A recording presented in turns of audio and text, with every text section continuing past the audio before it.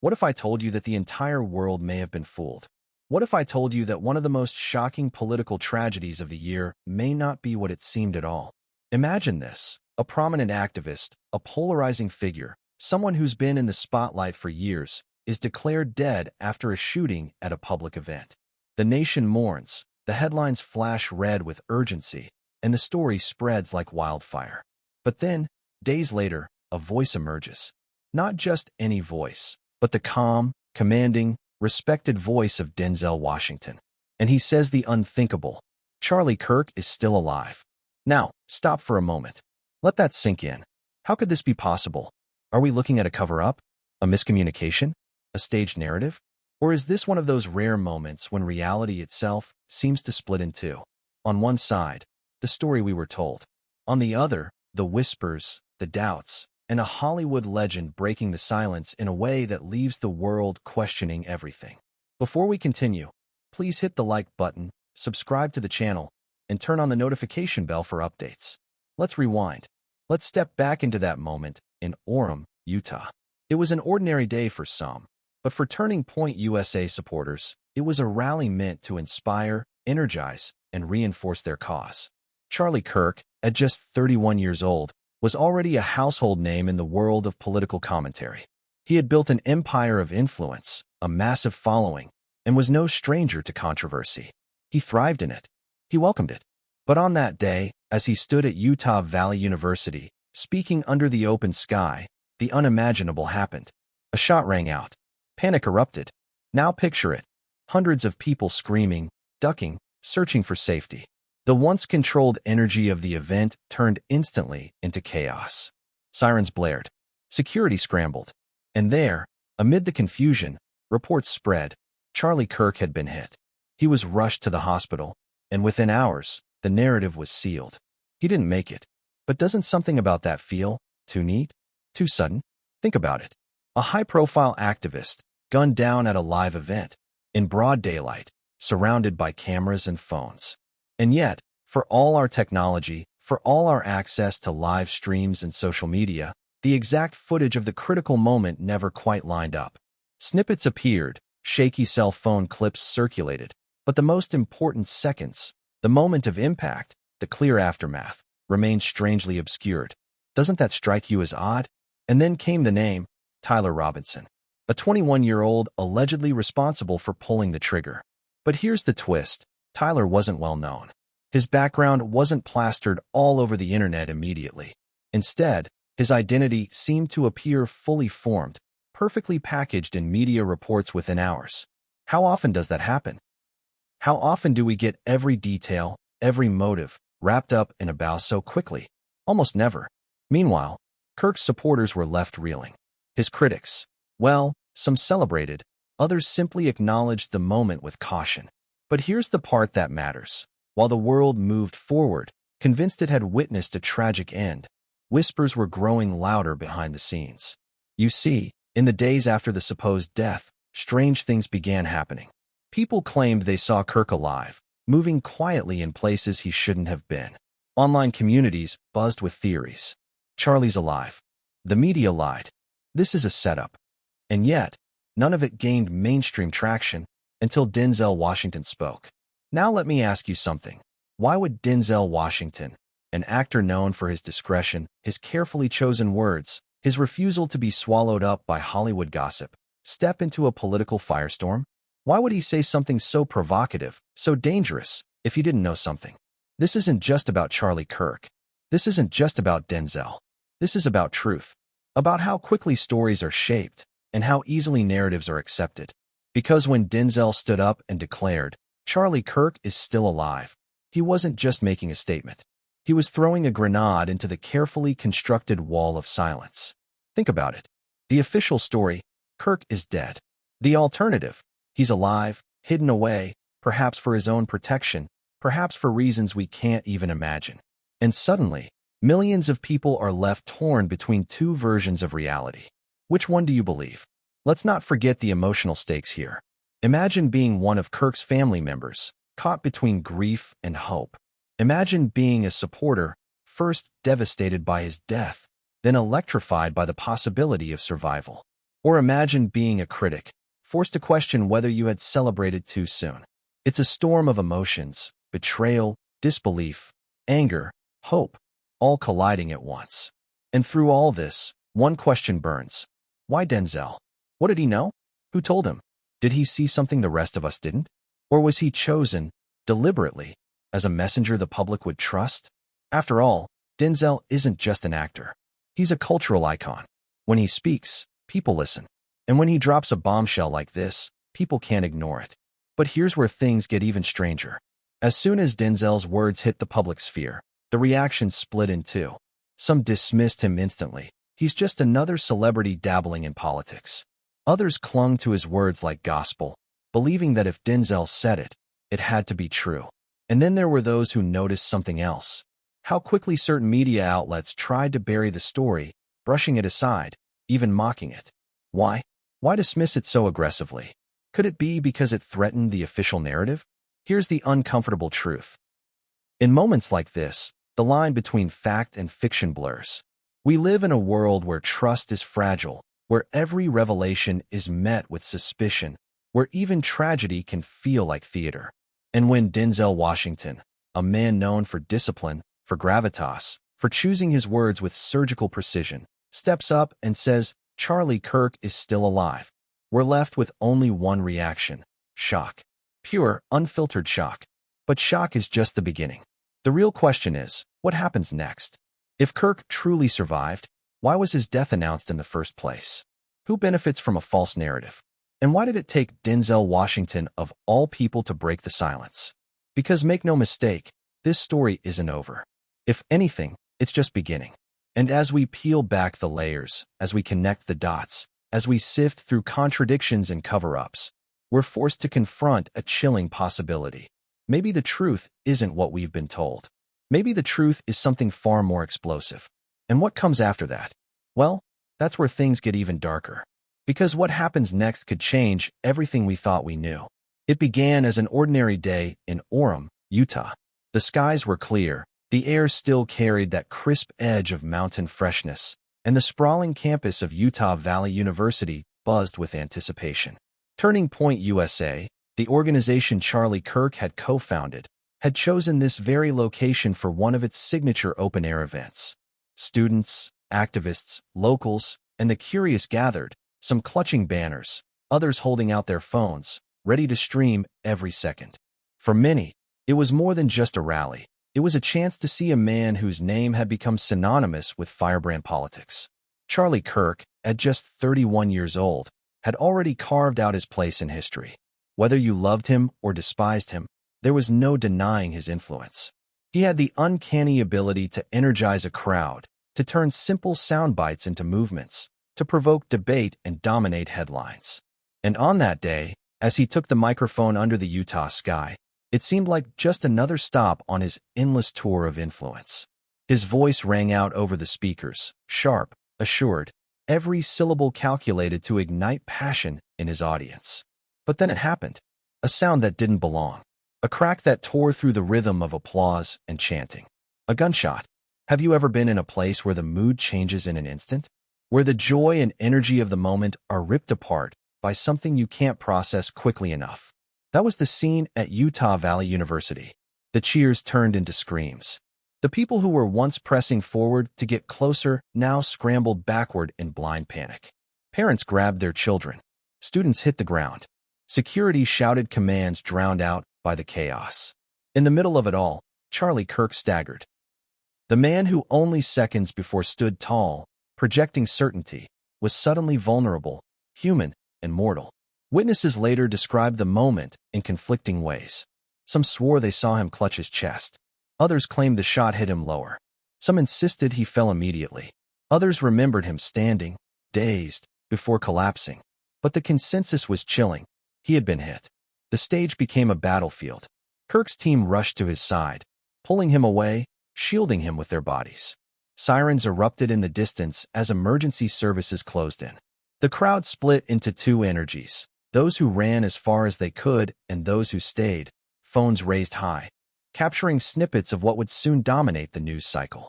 The once celebratory event was transformed into a scene of terror. Now pause for a second and ask yourself, how would you react in that moment? Would you duck? Would you run? Would you freeze, staring at the stage, unable to comprehend that a man you were just listening to was bleeding in front of you? Those who were there would carry those seconds with them for the rest of their lives. The shooter was named almost immediately, Tyler Robinson, a 21-year-old whose face was plastered across screens within hours. But the focus, at least in those first moments, wasn't on Tyler. It was on Charlie. Would he make it? Could he survive? An ambulance arrived, paramedics jumping out, their faces taut with urgency. Witnesses described seeing Kirk lifted onto a stretcher, pale, but still. Was he breathing? No one knew. The medics worked furiously, checking vitals, applying pressure, moving with the speed and precision only honed through countless emergencies. Within minutes, they disappeared into the flashing red and blue lights, rushing him to the nearest hospital. And here's where the cracks began to appear. Even as the chaos settled on campus, with police taping off the scene, statements began flying. Some sources claimed Kirk was critical but stable. Others whispered he was gone before he reached the hospital. Social media exploded with rumors. Charlie didn't make it. He's in surgery. This is it for him. Within hours, major outlets ran with the headline that he was dead. But think about the timeline. From the shot being fired to the announcement of death, barely any time passed. Isn't that strange? For a figure as prominent as Kirk, wouldn't there normally be a drawn-out process? Confirmation, verification, multiple sources. Instead, it was as though the narrative was prepared in advance, as if someone had already written the script. And what of the witnesses? Some swore they saw movement in the ambulance. Others claimed they heard a medic say, "He's fighting." Conflicting accounts spread like wildfire, but the official story, that he was dead, shut down the conversation. Or at least, it was supposed to. Because that night, Utah Valley University wasn't just the site of a tragedy. It became the birthplace of doubt. People began asking questions. Why weren't there clearer videos? Why did the official narrative solidify so quickly? Why did the details of the shooting feel both too specific and too vague at the same time? And most importantly, why did the story already feel incomplete? Picture the faces in the crowd. Students in shock, their hands trembling as they texted loved ones. Parents herding their children away from the scene.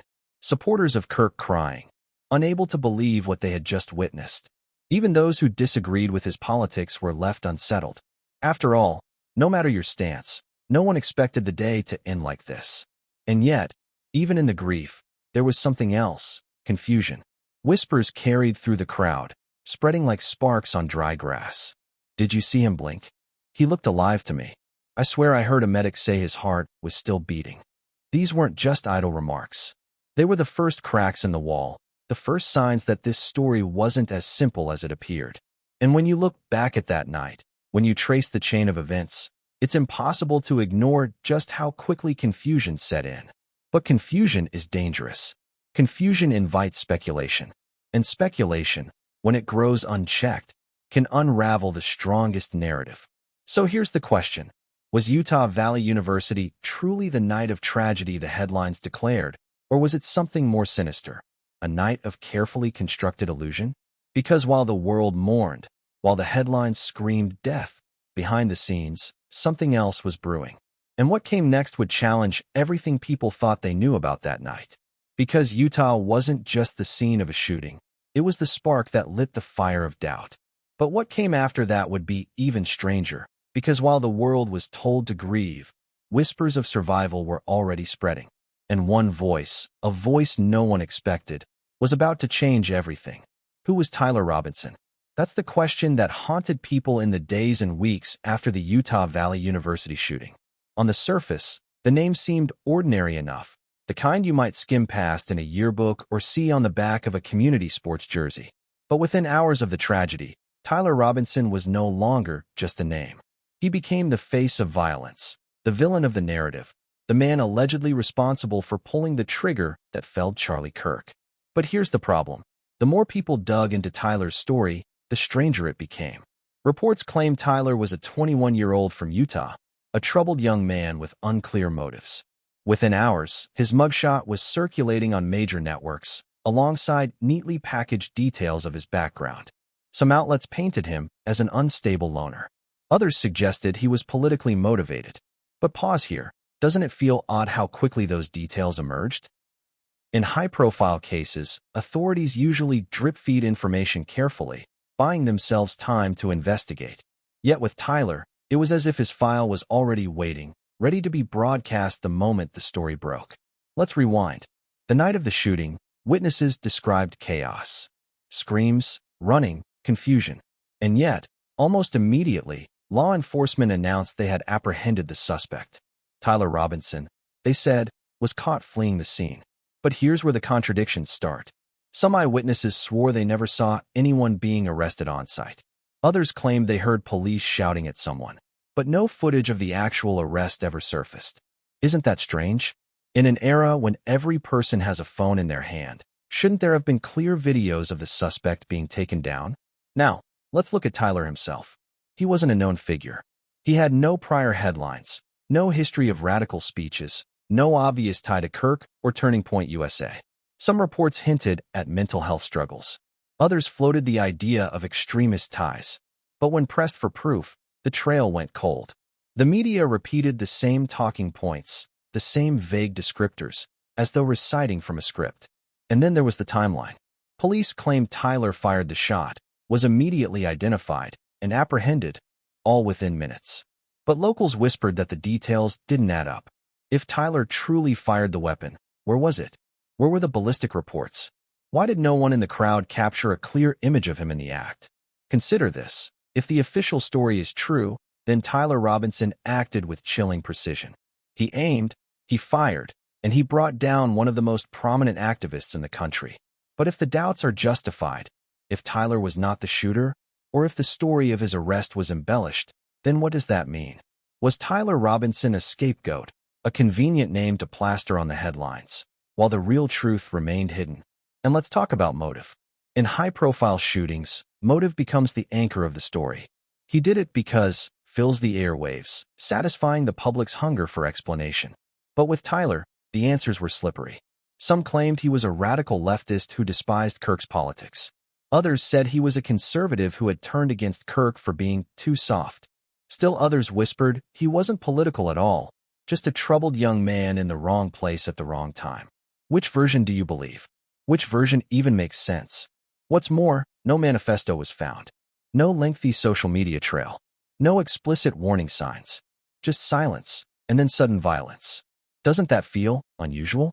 In a world where most attackers leave behind digital fingerprints, Tyler's supposed motivations were paper-thin. Now let's step into the human side for a moment. Tyler's family. Within days, reporters flocked to his neighborhood, desperate for quotes. Neighbors described him as quiet, awkward, sometimes withdrawn. A few painted him as odd but harmless. But his parents? His friends? They remained largely silent, shielded by lawyers and stone-faced law enforcement. What were they hiding? Or perhaps more chilling, what were they being told not to say? And here's a detail that still bothers people. Tyler Robinson's image appeared across national outlets faster than anyone expected. His mugshot was ready. His backstory was polished. His narrative was airtight. Too airtight. It's as if someone needed a villain instantly to prevent the public from asking too many questions about what really happened. Because if the focus stayed on Charlie Kirk's condition, alive or dead, without a villain to blame, suspicion would have grown too quickly. Ask yourself, have we seen this before? Cases where the official perpetrator's story feels too clean, too rehearsed? History is littered with examples. Lone gunmen blamed for complex events. Suspects whose stories unravel years later. And yet, in the moment, the public accepts it because we're told to.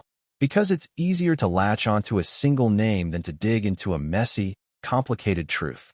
And here's where Tyler Robinson's story takes an even darker turn. Some online investigators began combing through records, trying to piece together his past. But certain details were missing. School records that should have been public seemed scrubbed. Social media accounts were locked or deleted almost instantly. His digital footprint evaporated before most people could even look for it. Doesn't that feel orchestrated? Doesn't that feel like someone cleaning house? Yet, despite all these questions, the official narrative pressed forward. Tyler Robinson, the shooter. Charlie Kirk, the victim. End of story. But here's the irony. Instead of silencing the whispers, The quick closure only fueled them. People began asking not just why Tyler supposedly did it, but whether he did it at all. If Kirk truly died, was Tyler chosen to take the fall? If Kirk survived, was Tyler's name a distraction, a convenient way to divert attention? This isn't just about one man. It's about how easily stories can be constructed and consumed. Tyler Robinson was transformed overnight from a nobody into the villain of a national tragedy. And yet, so much about him remains a mystery. A mystery that gnaws at anyone who dares to look past the headlines. And that's the heart of it, isn't it? If Tyler Robinson's story is shaky, then everything about that night in Utah begins to wobble. And when the foundation of a story starts to crack, the entire narrative can collapse.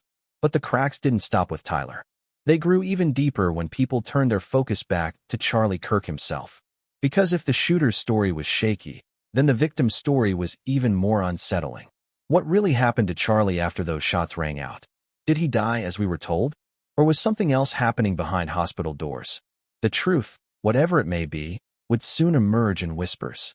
Whispers from nurses, from staff, from those who claimed to have seen more than they should.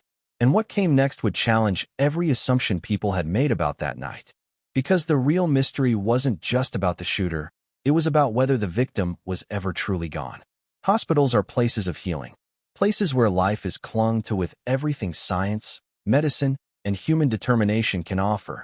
But they are also places where secrets hide, behind closed doors, in the hushed voices of staff, and in the shadowy corners of bureaucracy. Truths can be buried just as easily as they can be revealed. And on that night, in Orem, Utah, when Charlie Kirk was rushed through the doors of the hospital, those walls became the battleground for truth versus illusion. Picture the scene. Flashing lights outside, sirens wailing, paramedics storming through the automatic doors with a stretcher. On it lay Charlie Kirk, pale, bloodied, and eerily still. The medics shouted vital signs to waiting doctors. Nurses cleared pathways. Security stood on edge, knowing the weight of the man they were trying to save. This wasn't just any patient. This was a national figure, someone whose every breath could spark headlines. Almost instantly, rumors began swirling among the staff. Some claimed Kirk still had a faint pulse. Others whispered he had flatlined before even reaching the emergency room. A nurse reportedly told a colleague, "He's critical, but we've seen worse." Yet, another swore that as soon as they wheeled him in, the doctors exchanged grim looks, the kind that said hope was already gone. But here's the unsettling part. Within hours, the media had declared him dead. Not critical, not fighting for his life. Dead. Final. Case closed. And yet, inside those hospital walls, the whispers told another story. Let's talk about the timeline. According to official reports, Kirk arrived at the hospital alive but gravely injured. He was taken into surgery almost immediately. The operating team worked frantically, pumping blood, repairing tissue, fighting against the ticking clock. But some staff claimed the surgery lasted far longer than the public was led to believe. If he had truly died so quickly, why would surgeons spend hours operating? Were they working to save him, or working to cover something up? Think about it. In cases like this, every minute matters. Every action is logged. But what if those logs told a story different from the headlines? What if the records showed that Charlie Kirk didn't die when we were told he did? And then there were the leaks. A janitor allegedly overheard a surgeon telling a colleague, "We stabilized him, but this has to stay quiet." A nurse confided to a friend that Kirk had been transferred not to the morgue, but to a private, secured wing of the hospital. Others whispered he was placed under heavy guard, as though someone feared another attack. So which was it? Was Charlie Kirk dead, or alive but hidden? Now, ask yourself, why would a hospital, an institution meant to serve the public, keep secrets like this? The answer is simple. Pressure. Pressure from law enforcement. Pressure from political operatives. Pressure from those who saw Kirk not as a patient, but as a symbol. If he survived, the narrative of a martyr collapsed. If he died, the story was clean, powerful, and mobilizing. And here's where things get even murkier. Some reports suggested that a federal security detail arrived at the hospital that same night. Witnesses claimed to have seen unmarked SUVs in the parking lot, men in suits and earpieces pacing the hallways. Who were they protecting? Or perhaps more chilling, what were they protecting? The official hospital statement was brief, almost unnaturally so. Despite the best efforts of our staff, Mr. Kirk succumbed to his injuries. Cold. Clinical. No details, no timeline, no specifics. Just a tidy line to close the case. But the staff who worked that night, the ones who whispered in confidence, told a story that didn't match. Some insisted Kirk was alive well into the morning. Others said he spoke, briefly, before slipping into unconsciousness. And then there was the strangest claim of all. One nurse said she heard him say something, just a few words, as they wheeled him into surgery. What those words were remains debated. Some swore it was, "Don't believe them." Others claimed it was a name. But if true, that single moment could change everything. Of course, skeptics dismiss all this. They say it's human error, miscommunication, the chaos of an emergency. And yes, in the frenzy of saving a life, details can blur. But can an entire hospital misremember the same night in such conflicting ways? Now consider the families. Kirk's relatives were reportedly escorted into a private waiting room, guarded, monitored, kept from speaking to the press. Why such heavy control? Why were they shielded from the outside world until after the official death announcement? Were they grieving, or were they being managed? And let's not ignore the footage. In today's world, hospitals are equipped with cameras everywhere. Yet not a single image from inside that emergency room has surfaced. Not one still photo. Not one leaked frame. Doesn't that seem unusual? If Kirk truly died that night, why not release something to silence the doubters? Why let rumors fester? Unless the truth was harder to manage than the lie. You see, hospitals are places where stories can be rewritten. Patients can disappear into private wings. Medical records can be sealed. Lives can be declared lost, or hidden away under the guise of protection. And in the case of Charlie Kirk, the inconsistencies are too glaring to ignore. Because if he died when they said he did, why did so many staff members whisper otherwise? If his death was final, why were federal agents reportedly seen guarding his room? And if he was truly gone, why do people still swear they saw him after that night? Something doesn't fit. Something was concealed. And maybe that's why, when Denzel Washington eventually spoke, his words cut so deep. Maybe he had heard the same whispers that leaked out of those hospital walls. Maybe he knew what the staff had tried to hide. Maybe he wasn't making a wild claim. Maybe he was confirming what insiders already feared. The world had been lied to. But let's not jump too far ahead.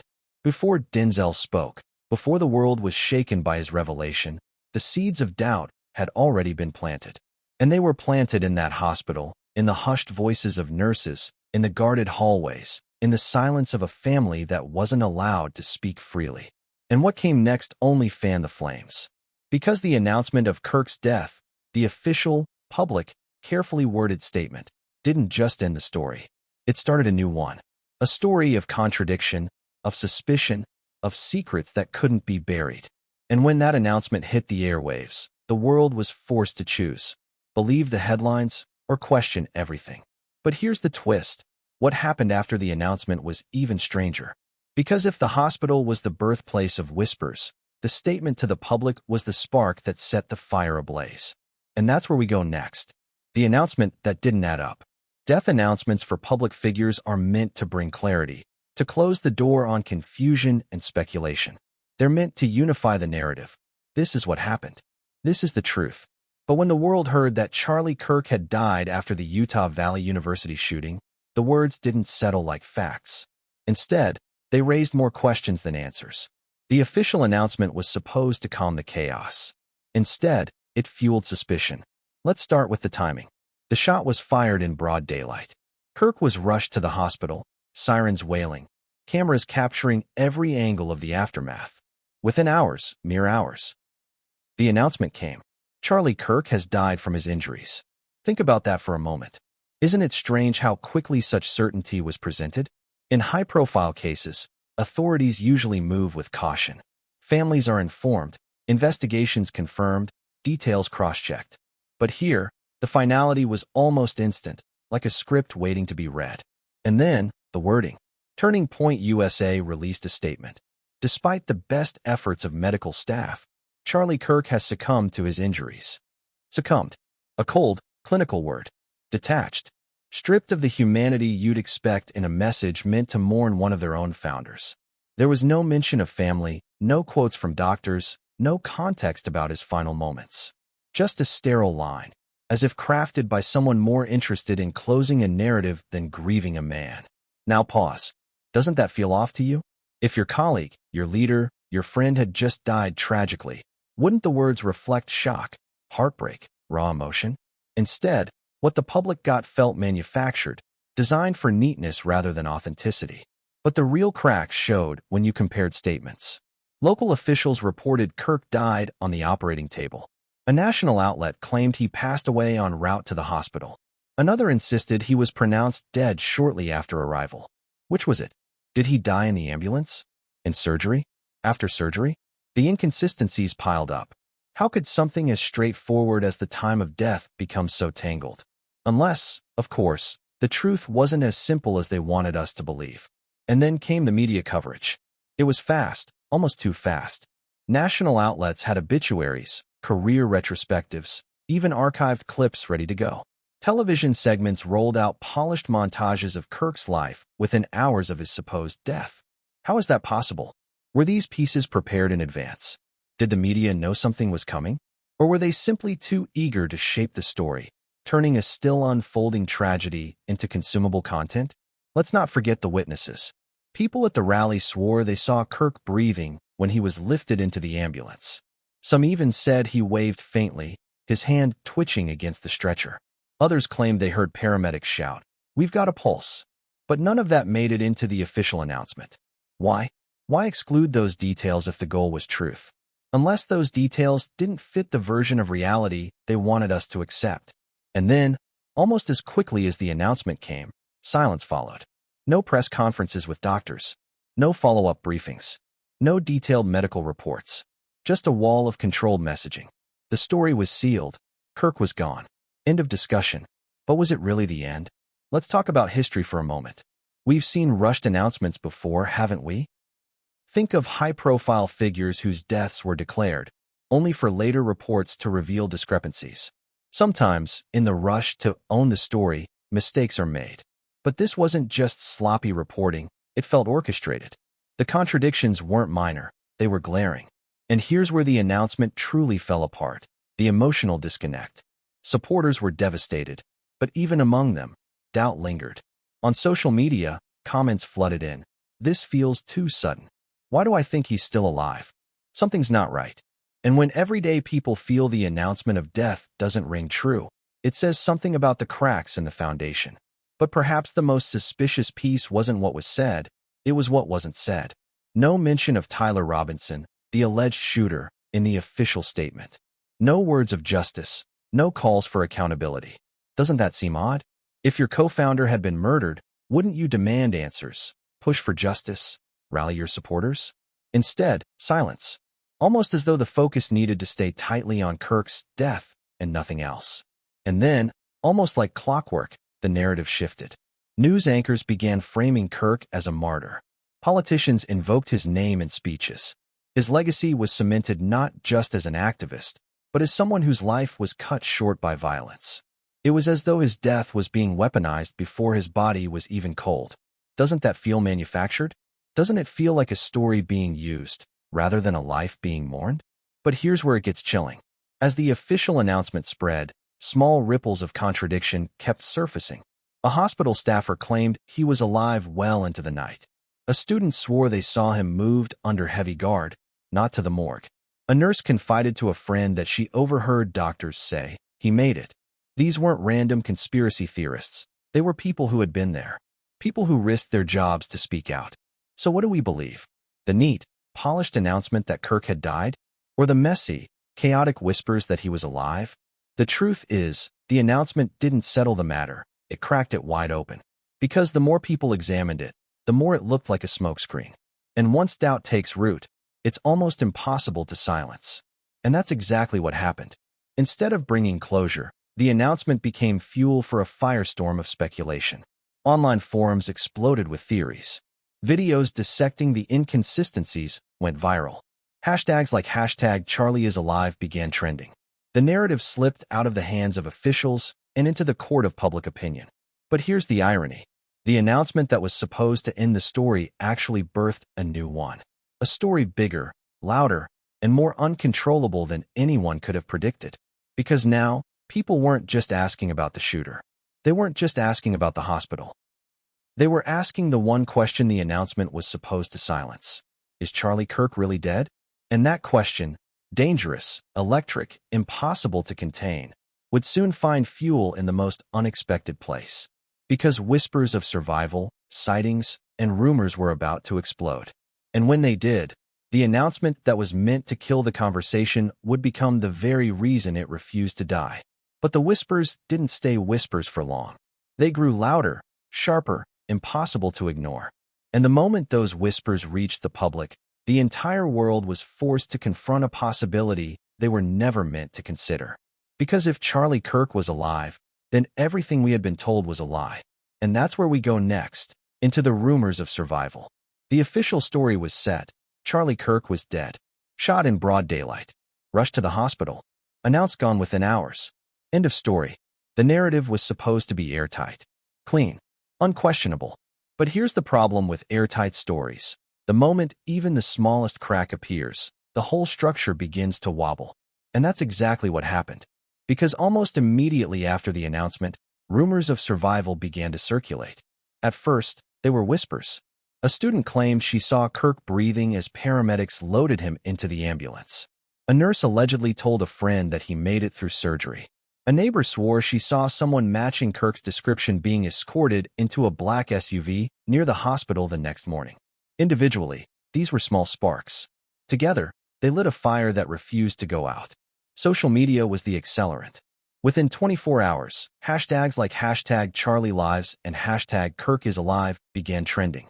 Clips from the rally circulated, slowed down, zoomed in, analyzed frame by frame. Look at his hand, one commenter insisted. It moved on the stretcher. Another swore you could hear a paramedic shouting, "He's still with us." Online forums became digital war rooms, dissecting every angle, every timeline inconsistency. And isn't it fascinating how quickly people will rally around hope when the official story doesn't feel right? Some of Kirk's supporters refused to accept the finality of his death. For them, the rumors weren't just comforting, they were believable. After all, hadn't the announcement been rushed? Hadn't the statements contradicted each other? Hadn't the hospital seemed suspiciously silent? But it wasn't just his supporters. Even some of his fiercest critics admitted something didn't add up. "I don't like the man," one commentator said, "but I've covered enough stories to know when something stinks. And this stinks." And then came the sightings. A grainy video surfaced on Twitter, allegedly showing Kirk entering a clinic in Salt Lake City days after his reported death. The quality was terrible, blurry, shaky, but the figure moved like him, dressed in a hoodie and cap pulled low. A woman swore she saw him in a gas station parking lot 2 towns over. Another claimed he was flown out of Utah entirely, taken to a private facility under federal guard. Now, here's the question. Why did so many people start claiming they saw him? Was it mass hysteria? A desperate refusal to accept his death? Or was it because the rumors weren't baseless, that they were rooted in slivers of truth leaking through cracks in the official narrative? Think about history for a moment. We've seen this before, haven't we? Celebrities or leaders declared dead, only for sightings to pop up. Elvis Presley, Tupac Shakur, even global figures like Adolf Hitler or Osama bin Laden had waves of survival theories tied to them. But here's the difference. Those figures had myths built over decades. With Kirk, the rumors started instantly, almost as though people already sensed something was wrong. And what about the family? Normally, grieving relatives appear publicly, speaking through tears, thanking supporters, confirming the loss. But Kirk's family was noticeably quiet. Too quiet. No public interviews. No emotional statements. Just silence. Some explained it as shock, as grief. But others wondered, were they being silenced? Were they hiding something? It got stranger. A supposed whistleblower from the hospital leaked a message to an independent journalist. He didn't die. They moved him. It's bigger than you think. No name was attached, no proof offered, but the message spread like wildfire. And in the age of digital media, all it takes is a whisper to ignite a storm. Soon, podcasts were dedicating entire episodes to the Charlie Lives theory. YouTube channels broke down every second of the incident. Analysts pointed to inconsistencies in body language at the press conference. Some even went as far as to claim the footage of Kirk's stretcher was staged, a decoy meant to sell the illusion of death while the real Kirk was whisked away to safety.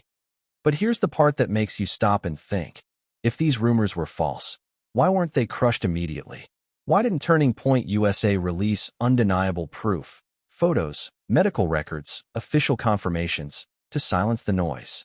Why let speculation grow unchecked, unless silencing it would raise even more questions? And then came the strangest twist of all. A short audio clip appeared online. It was muffled, distorted, but some swore the voice was Charlie Kirk's. "I'm safe. Don't believe them," the voice whispered. Was it real? A deepfake? A prank? No one could say for sure. But the very existence of the clip was enough to push the survival theory into overdrive. Imagine the emotional whiplash. Supporters who had mourned days earlier now clung to hope. Critics who thought the story was finished were forced to consider the possibility of deception. And through it all, the official line remained rigid. He was dead. Nothing to see here. But that rigidity only made the doubt stronger. Because when the truth is obvious, you don't need to defend it so aggressively. Yet every time the survival rumors gained traction, mainstream outlets rushed to discredit them. Articles with headlines like, "No, Charlie Kirk is not alive," popped up, dripping with condescension. But instead of silencing the theories, the coverage only validated them in the eyes of believers. After all, if the rumors were so ridiculous, why work so hard to squash them? The rumor mill had become unstoppable. And in the middle of it all, one question burned brighter than the rest. If Charlie Kirk truly survived, why was his death announced in the first place? Was it to protect him from further attempts on his life? To turn him into a martyr for political leverage? Or was it something darker, an orchestrated deception meant to control a narrative bigger than any one man?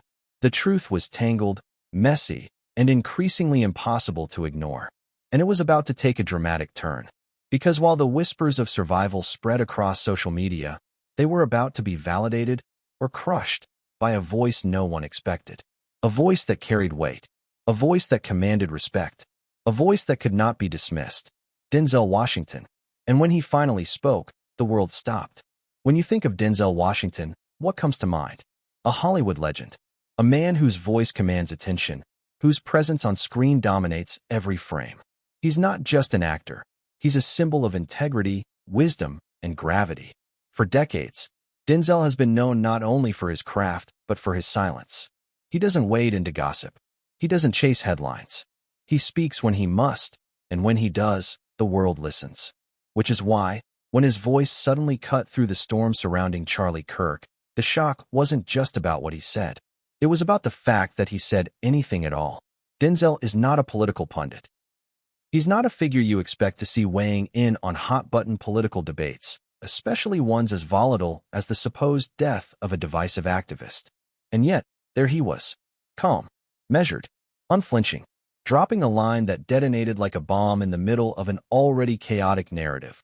Charlie Kirk is still alive. Let's pause right there. Let that sentence echo in your head. Imagine it leaving the lips of a man whose career has been defined by discipline, by precision, by deliberate control of his words. This wasn't a slip. This wasn't a careless remark. It was intentional, and it sent shockwaves across the globe. But let's back up. How did Denzel Washington even get pulled into this? What would make a Hollywood icon, someone with no direct ties to Turning Point USA, no public connection to Charlie Kirk, decide to speak? The answer lies in Denzel's unique relationship with truth, faith, and his own carefully cultivated image. Over the years, Denzel has spoken sparingly but powerfully about issues of morality and truth. He has warned against the dangers of fake news, urged people to think critically, and emphasized the importance of spiritual discernment in a world filled with lies. So when whispers about Kirk's survival began to swirl, it wasn't completely out of character for Denzel to recognize the deeper significance. But here's the twist. He didn't just speak in vague terms. He named it directly. He put his reputation on the line by saying the unthinkable, and the reaction was immediate. Gasps, shock, disbelief. Social media erupted. Why is Denzel Washington talking about Charlie Kirk? One user posted. If Denzel says he's alive, then maybe he really is, another tweeted. For some, Denzel's words became the ultimate confirmation. For others, they were confusing, even infuriating. Critics accused him of spreading misinformation. Supporters praised him as a brave truth-teller. But let's ask the question that burned on everyone's mind. How would Denzel know? Theories sprouted like weeds. Some claimed he had insider connections through Hollywood's political elite. Others suggested a mutual friend in powerful circles had told him. A few whispered that Denzel had seen proof himself, photos, video, or even direct communication with Kirk. And then, the most chilling theory, that Denzel wasn't just speaking for himself, but delivering a message on behalf of someone else. A messenger, chosen because his words carry weight, because people trust him, because he could say what others could not. Think about it. If a random blogger claimed Charlie Kirk was alive, it would be dismissed as conspiracy. If a minor celebrity said it, it would be brushed off as attention-seeking. But Denzel Washington? That's different. That's credibility.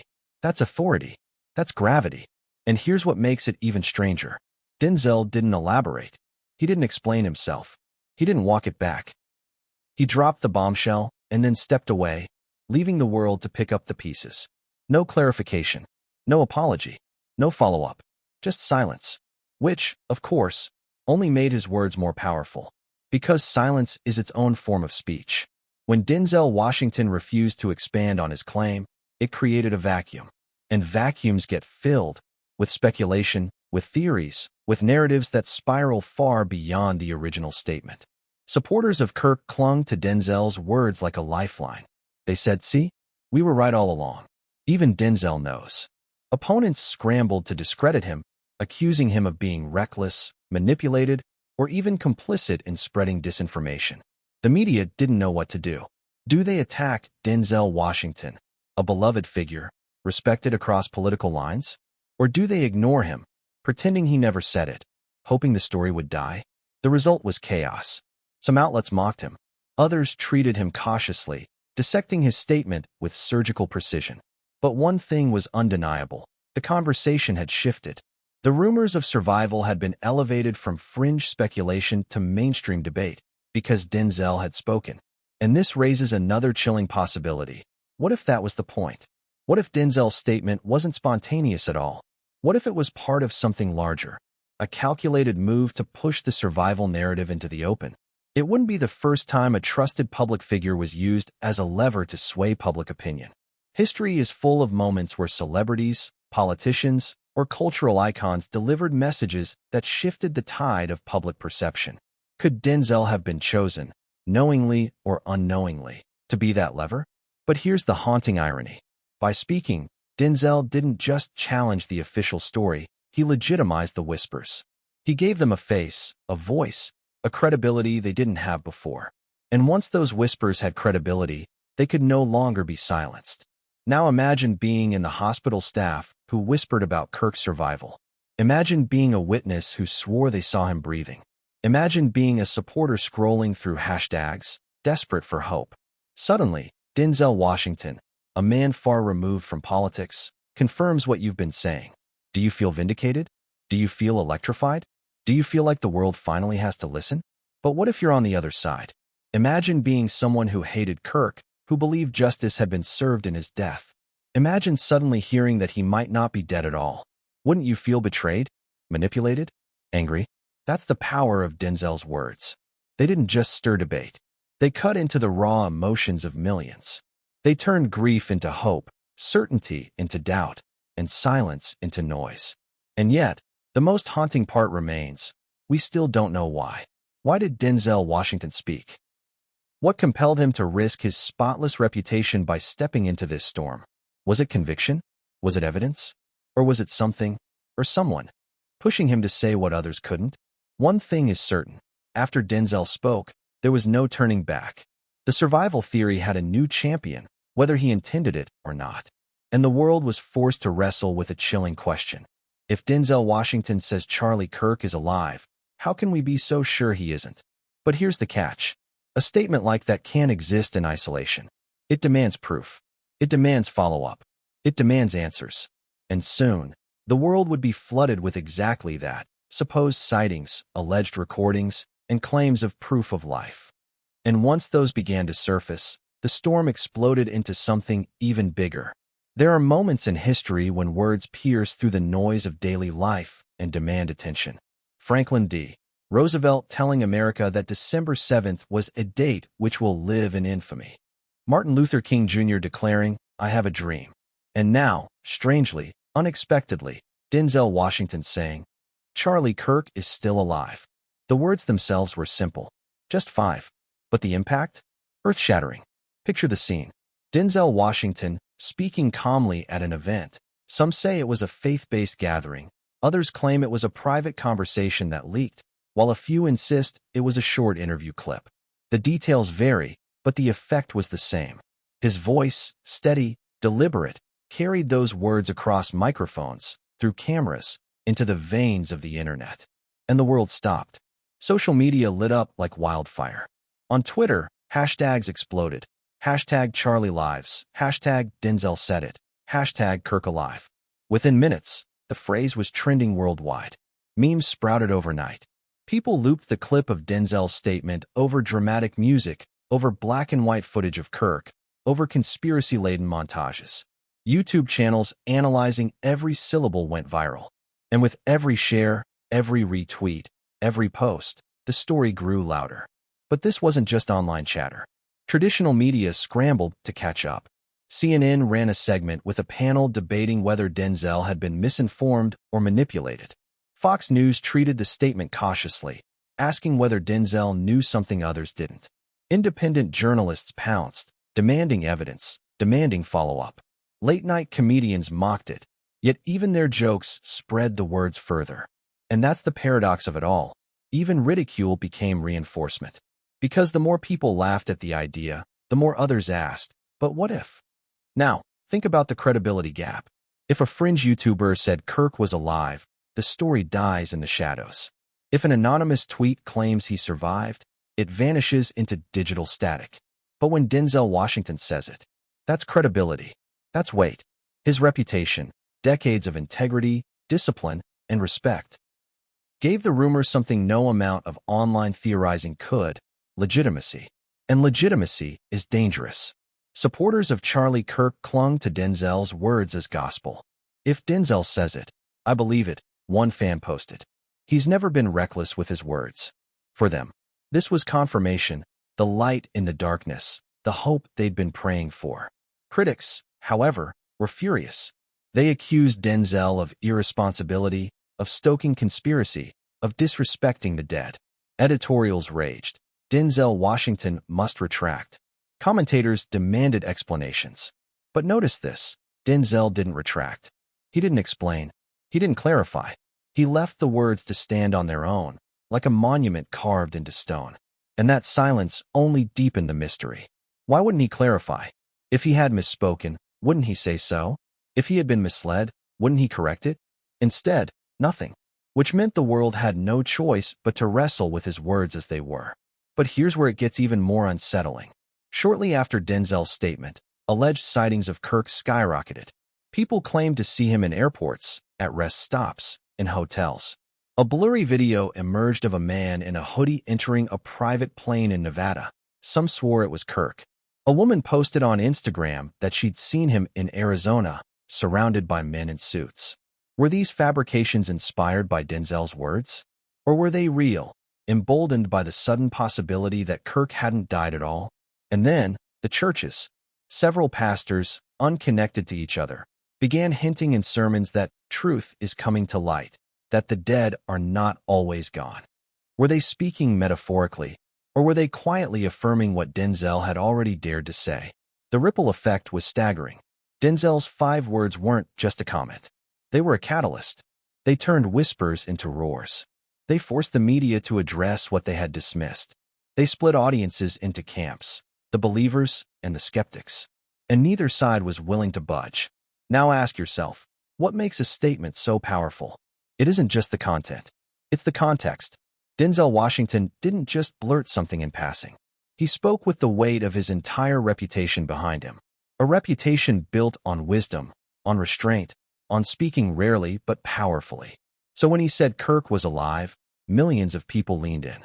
But here's the darker side. With great credibility comes great responsibility. And by speaking, Denzel also shouldered enormous risk. If Kirk truly was alive, Denzel had exposed a cover-up bigger than anyone imagined.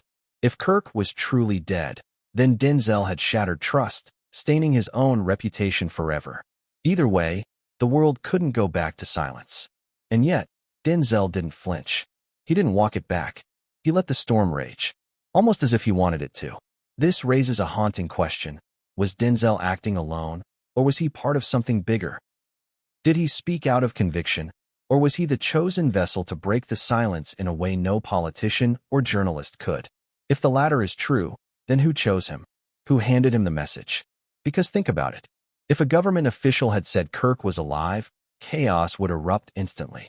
Panic, outrage, demands for answers. But if Denzel Washington says it, the message spreads slower, smoother, cloaked in the credibility of a cultural icon. It feels less like an official revelation and more like a seed planted in the public's imagination. And seeds grow. After his words went viral, online communities shifted from asking, "Is Kirk alive?"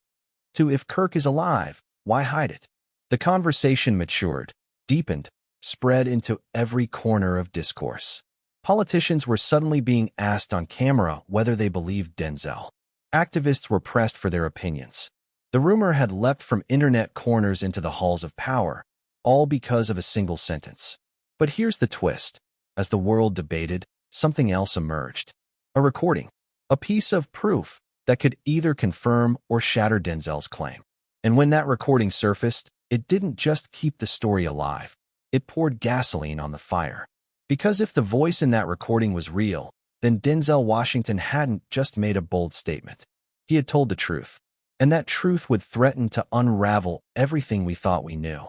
Why would Denzel Washington, a man known for discipline, for silence, for refusing to be swept into controversies, suddenly declare something so volatile, so incendiary, so dangerous? That is the question that gnawed at the world the moment his words echoed across social media. Charlie Kirk is still alive. It wasn't just shocking because of what he said. It was shocking because of who said it. Denzel is no fringe figure. He's no reckless celebrity tweeting half-baked thoughts at 3 in the morning. He's Denzel Washington, measured, respected, deliberate. For decades, he has built a reputation as Hollywood's most grounded man, someone who chooses his roles with care, his words with caution, his appearances with precision. He doesn't dabble. He doesn't guess. So if he said it, why? Let's break it down. First possibility. He knew something. Think about the circles Denzel moves in. Hollywood isn't just about movies. It's a crossroads of politics, media, power, and influence. Actors of his stature rub shoulders with senators, CEOs, pastors, world leaders. Information passes through those circles, sometimes in whispers, sometimes in confidences. Could it be that someone close to Kirk, or close to the situation, approached Denzel privately? Could they have confided the truth, knowing his voice carried more weight than a dozen journalists combined? Remember, Denzel has always been outspoken about the dangers of misinformation, about how the media manipulates narratives. He once famously said, "If you don't read the news, you're uninformed. If you do read the news, you're misinformed." Those words weren't casual. They revealed a worldview. Denzel believes in hidden truths, in the idea that what the public sees isn't always reality. If anyone was predisposed to break the silence on a potential cover-up, it was him. But here's the twist. If he knew, why say it? Why not keep silent? Why risk his reputation? That brings us to the second possibility. He was compelled. Not compelled by force necessarily, but by conviction. Denzel is a man of faith, deeply spiritual, grounded in a belief that truth must be spoken, no matter the cost. Perhaps he believed he was being used as a vessel, called, even divinely instructed, to speak a truth that others were too afraid to share. Imagine the weight of that conviction. Imagine being burdened with knowledge so explosive that keeping it to yourself feels like complicity. But maybe there's another layer. Maybe he wasn't acting alone at all. Maybe he was chosen. Think about it. If powerful people wanted the truth to leak, they wouldn't give it to a politician or a pundit. Those figures are tainted by bias. They'd choose someone outside the political machine. Someone untouchable, unimpeachable, universally respected. Someone like Denzel Washington. If this was orchestrated, then Denzel wasn't just a celebrity making an offhand remark. He was the carefully selected messenger. And doesn't that make sense? If Denzel speaks, the world listens. Not because of politics, but because of trust. But there's a third possibility, the strangest one of all. What if Denzel was testing the waters? What if his statement wasn't about delivering truth, but about gauging the world's reaction? Think about it. Say the powers that be wanted to see how the public would respond to the idea that Kirk was alive. They couldn't announce it officially. That would trigger chaos. But they could float it through a trusted figure. Someone like Denzel. If the reaction was manageable, maybe the truth could come later. If not, they could discredit it as a misunderstanding. Either way, his words served as a probe into the psyche of the public.